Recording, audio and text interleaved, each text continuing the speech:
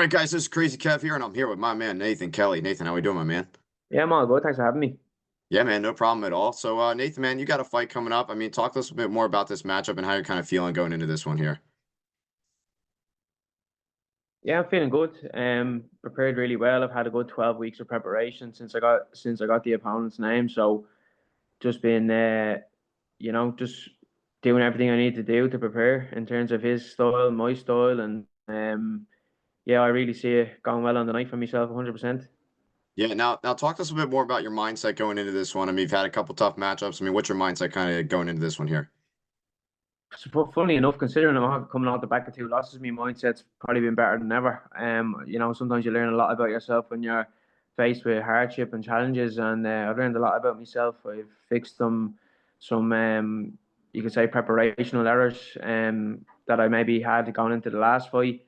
So with all that resolved and all the hard work I put in, all the training from nutrition, and just getting that self belief back there. You know what I mean? In fairness, I don't even felt like I lost much self belief after the losses. My last two losses, I feel like I only gained some because I learned a lot about myself, and I really learned that I'm able to deal with hardship just as well as I am with success. So I think that's really been a positive note for my mindset. You know what I mean?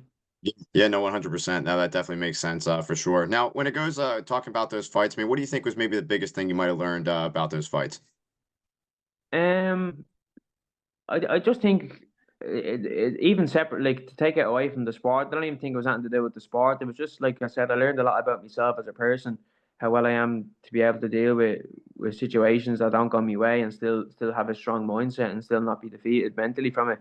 I've started off my pro career with two losses, so coming out the back of two losses now, it's not like it's an unfamiliar territory to me. You know, it's something I felt before, and this time been a bit more mature, been able to control my emotions outside the cage and outside the training better, so that everything in my personal life has led into me being mentally strong and been able to transfer that into my fighting career. Then you know what I mean? I definitely understand what you're talking about. And now, when it comes to this fight, I mean, talk to us a bit more about your prediction kind of going into this fight here. Yeah. So in relation to my opponent, he has a good guillotine and dart kind of variation and combination. It's all off the back of him shooting in, pushing people up against the fence, taking them down and wrapping the head up. So I've been doing a lot of good training in relation to obviously defending chokes, guillotines, and darces and stuff like that. But more importantly, I've really just honed in on my skills and where I'm strong. You know what I mean, and putting it on him just as much as he's gonna want to put it on me. I feel like he's very one dimensional in the aspect of like if he doesn't get in, push you up against the fence and take you down, and get the chokes, he kind of doesn't really have a plan B from what I've seen of his tape. So, whereas I feel I'm diverse everywhere. I can finish you, I can knock you out, I can submit you, I can out wrestle you, out grapple you, and be you up against the fence. So I feel like I'm just completely diverse everywhere, whereas he kind of just looks to go for that plan A, and if it doesn't go his way, just kind of breaks a little bit. And you can see that in his last fight against Braga, he got Braga in his trump card, his guillotine, and Braga got out. And as soon as Braga got out, he just crumbled mentally, and then Braga ended up submitting him then not long after. So I think I can expose him in that aspect and capitalize on his one dimensional kind of approach. You know what I mean? So I think that's a good a game plan, no doubt about it. And now another thing I was curious about as well too. I mean, obviously, your fight's coming up pretty soon. I mean, how's the weight cut kind of going for this as well too? Do you know what? The weight cut's actually been probably the best weight cut I've had for over the last like 3 or 4 fights.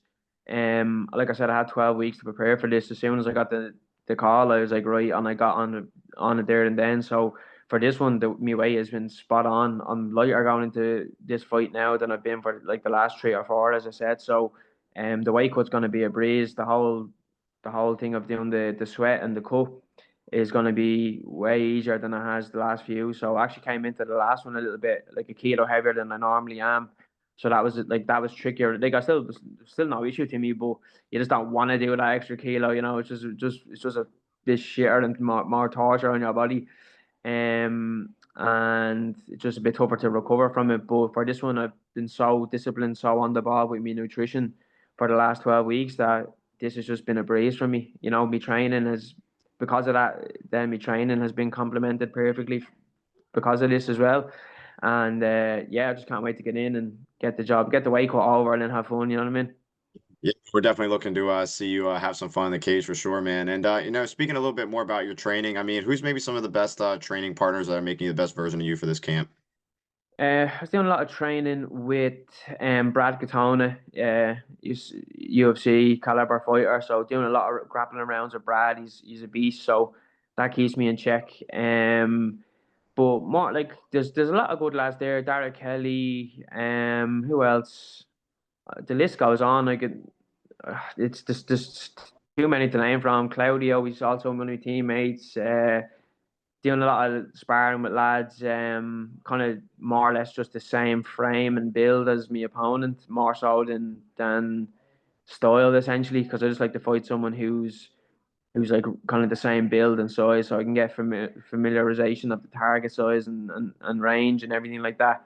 Um, but yeah, just the usual lads in the gym. I've been preparing me doing a lot of I did a lot doing a lot of boxing sparring as well with me lads in my boxing club, of all shapes, sizes, and game plans and styles. So it's good to get a good mix of everything. But more importantly, it's just focusing on my simulation spars, just having the lads come out in the same stance with the same kind of approach that my opponent's gonna have, and just mimicking that over and over again, so that we're almost doing everything second nature and subconsciously. Do you know what I mean? For sure, man. And another thing I was curious about, I mean, what's maybe some of your goals that you might have with MMA and the PFL right now? I'd love to get back into the tournament. This year I was in the tournament, it didn't go my way, so I'd like to like, get this lad out of the way. I never really look too far ahead. Just look at the fight I have in front of me. But if I can hopefully put this lad away inside 1 or 2 rounds and make a big statement, hopefully they'll have no issue throwing me back into the mix then next year in the featherweight tournament.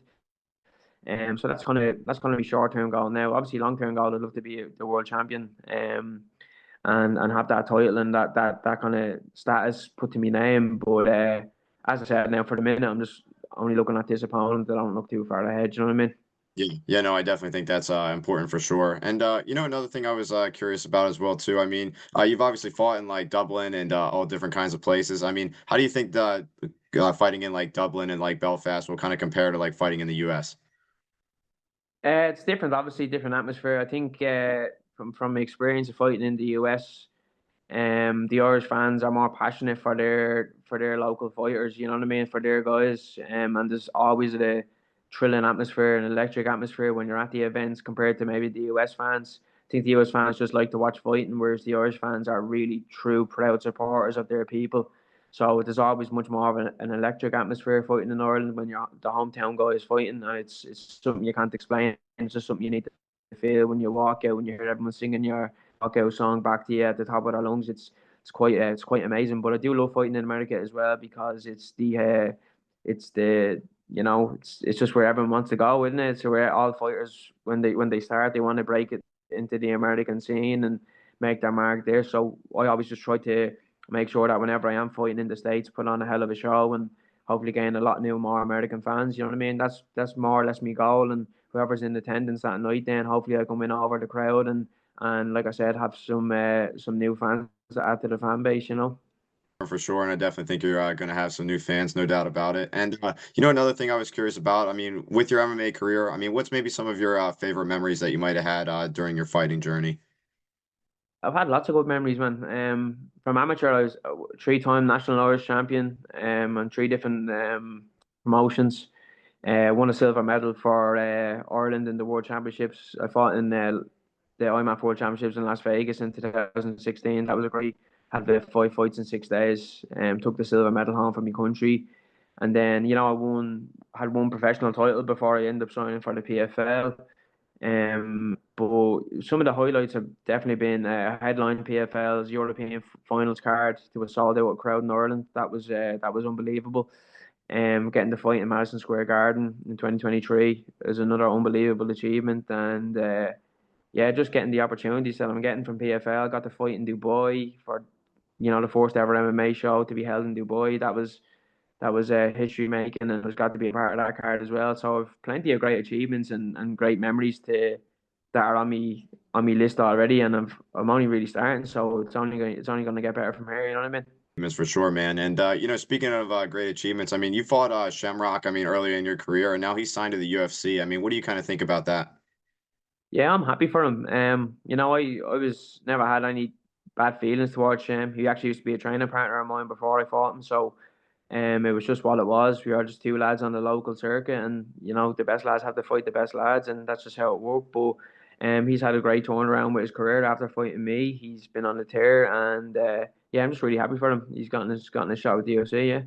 Yeah, no, it's definitely awesome. I'm definitely glad he's in the UFC. And now, with that being said, I mean, how do you kind of think his UFC journey kind of goes? I don't know. It's up to him. That's not really something I can predict. You know what I mean? It just depends how well he trains and the opponents he gets. He definitely has the skill set to go through a lot of lads in that division. So we'll just have to see how it goes. Hopefully, fingers crossed, it goes well for him and he can make a good run towards the top 10. Yeah, no, I definitely think that would be awesome for sure to definitely see him in that top 10, like you mentioned. And another thing I was curious about you as well. I mean, you're obviously a beast and whatnot in the cage, but what do you kind of like to do outside the cage when you're not in there training and fighting? To be honest, man, I don't do a whole lot. To be honest, I'm Yeah. quite a boring lad. I train, I eat, I sleep. I don't really do a whole lot. If anything, I don't really see my friends a lot, so we might just jump on the PlayStation, have a few games of PlayStation Warzone or whatever, you know what I mean? Just have a few games and unwind. Um, I like to go walking, cycling. I'm quite a boring person when as a fighter. I think that's a good thing to be as a fighter. If you're too much going on outside of the sport, it can probably distract you a little bit. But yeah, I just like to look into me recovery stuff, going doing ice baths, saunas, all that type of stuff. Obviously get my body worked on a lot, massage therapy and all of that stuff. So I just really look after me health and my well being outside of the cage, as well as just maybe having a little bit of a few games of the PlayStation with the boys or whatever. You know what I mean? But not a whole lot. I don't really get up to a whole lot, man. Like I said, I'm a bit like a monk, bit boring, but it keeps me focused for my career. You know what I mean?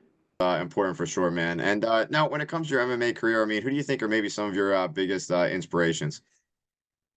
Um, some of the bigger, obviously Conor McGregor would have been a big one. Growing up in Ireland, seeing him tear apart the UFC the way he did, that was really, really inspired me as a young lad to know that someone from 25 minutes up the road is doing such good things, and it really instills this belief in it that you could do the same from a small nation like we're from. It was great to see that.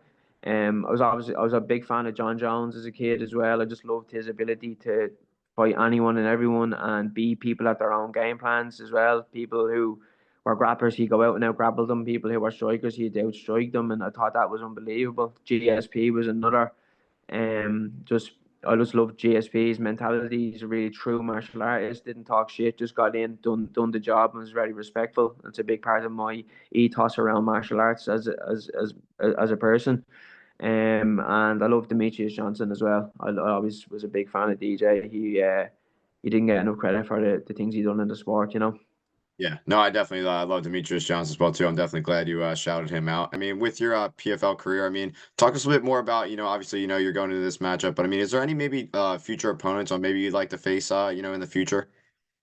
To be honest, I don't really think about that, man. It's not really something I think about. I never turn down a fight, so if they were to offer me someone, I just take it regardless. I just think that's who I am as a fighter, and that's what I like to do. So, I don't really think, like I said, I'm a bit boring with the sport in the sense is that like I don't really like I just kind of keep tabs on like the current affairs of MMA, but I don't really watch people or like care to spend too much time into them. I just really focus on myself, and just when someone comes my way, an opponent comes my way, and they offer me then I'll kind of dial in and focus on that specific style.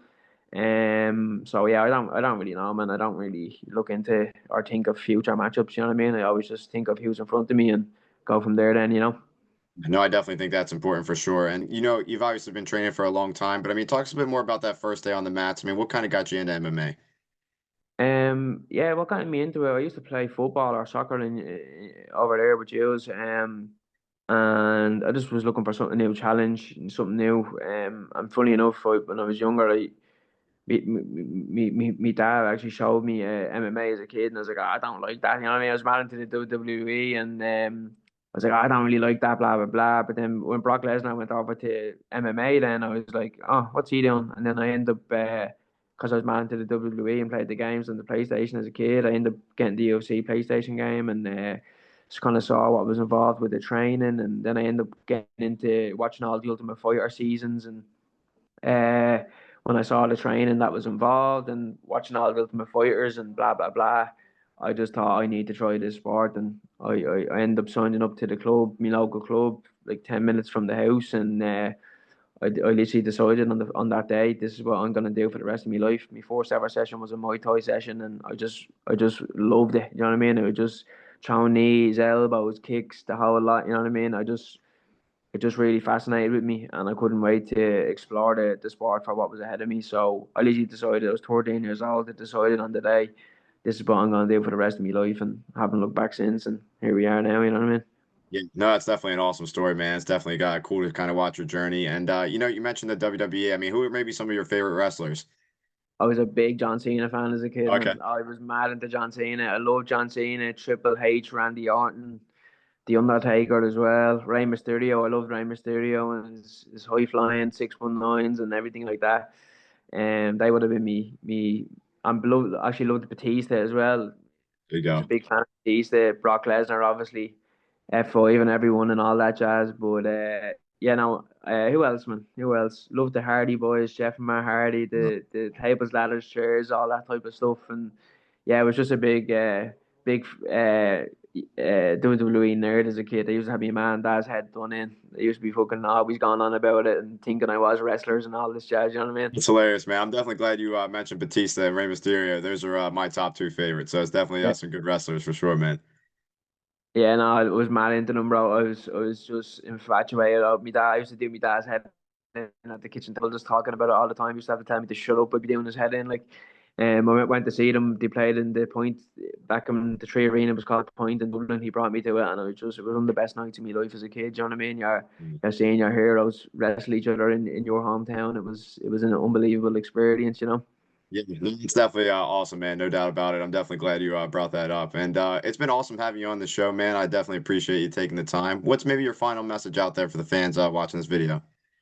Yeah, just for the fans, just expect me to come out in the best shape mentally, physically, and tactically I've ever been in. I'm coming out to make a statement. I'm coming out to put this lad away. By no means am I looking to just coast through the 3 rounds here. I want to inflict damage on this lad, hurt him, and put him away inside the distance. You know, so expect a cool, calm, collected, but more importantly, a vicious night coming out this fight. Yeah, and we're looking forward to seeing it in August, man. And I appreciate you taking the time and best of luck in this upcoming fight, my man. Thanks very much, Kevin. Appreciate your time.